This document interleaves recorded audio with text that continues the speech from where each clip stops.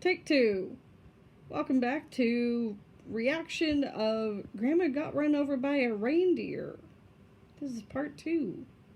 So it's a 45-minute movie, and then I got to the part where Jake decides to go searching for Grandma.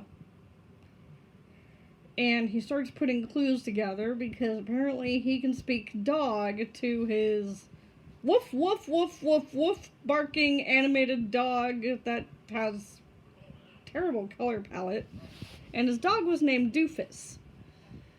And so he tries to infiltrate Cousin Mel, her slimy lawyer, who breaks the fourth wall, introduces her name, and then she says to Jake, "I'm Slime." And then Jake says, "I'm not the one who said that." Wow. Breaking the fourth wall major, and then later the slimy lawyer lady, she breaks the fourth wall like 2 more times. And it's just like, why?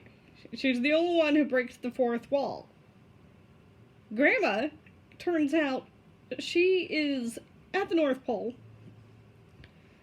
because she got run over by a reindeer because she was drinking eggnog, but she wasn't actually drinking eggnog. Cousin Mel had spiked Grandma's eggnog with reindeer nip. Like catnip, but for reindeer. And that apparently caused the reindeer in the sky to make a crash landing. So Santa didn't actually commit a hit and run. And so instead of breaking cover that Santa exists, Santa kidnapped his hit-and-run victim and took her to the North Pole, where she was put into a dormitory bedroom with a couple of other old people who had also been hit by reindeer. Is this like another fourth wall break where Santa has a bad habit of like running over people with his sleigh? Because there were like other old people there, and he literally pointed out that she wasn't the only one there for that reason. Like, what the hell? So another fourth wall break, huh? It's almost like watching Malcolm in the Middle, but as a cartoon. So many fourth wall breaks. And so later, with the help of an elf old man named Quincy, Jake puts all the pieces together and tries to get Grandma back to town.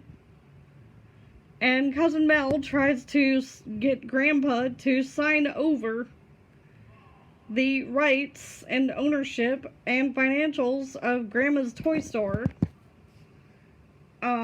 Because she cons him into singing a song and performing at some steak restaurant, and then it happens.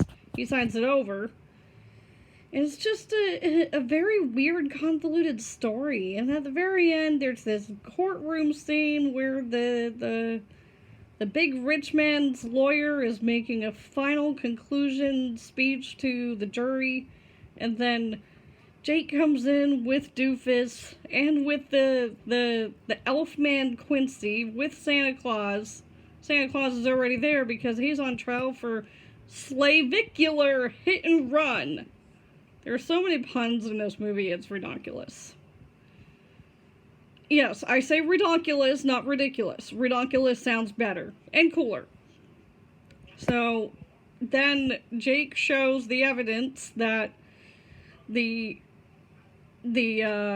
vial or flask that Cousin Mel had, and Cousin Mel had kidnapped Grandma when Jake tried to bring her back to the city, and they tricked the reindeer into getting into a hot tub, so that way the little elf man Quincy left Grandma unattended, and then the slime ball lawyer, the self-proclaimed slime ball lawyer lady, she kidnapped Grandma and took her to a cabin in the woods, and then Doofus eventually found Grandma, and then Quincy and Jake dressed up, Little Rascal style, as a fake old man, knocking on the door, saying, "Mama, your car's about to get towed because it's illegally parked. You might want to go check on it."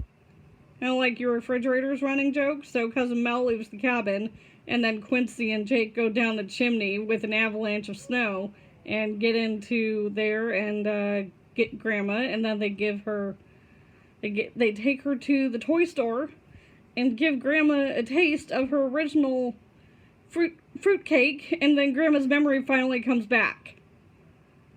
And so back to the courtroom scene,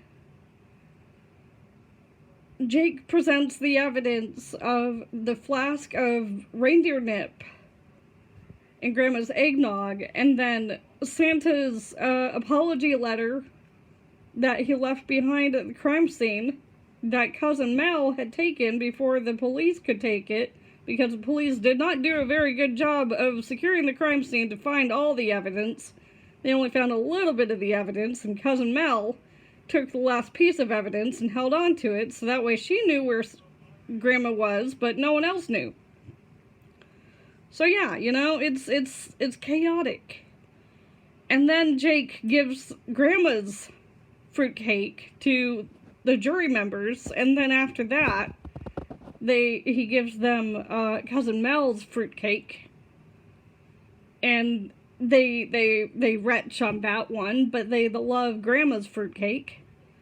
And then the letter, and then the reindeer nip, and the evidence all concludes to the judge, who looks absolutely disgusted at Cousin Mel, and then Cousin Mel's lawyer, who tries to hold Jake accountable for whatever was going on instead of holding Santa accountable, and the judge is just like, fuck all y'alls.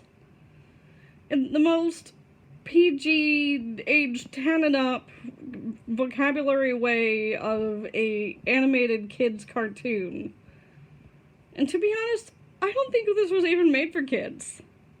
No, it was not made for kids. It was made for adults.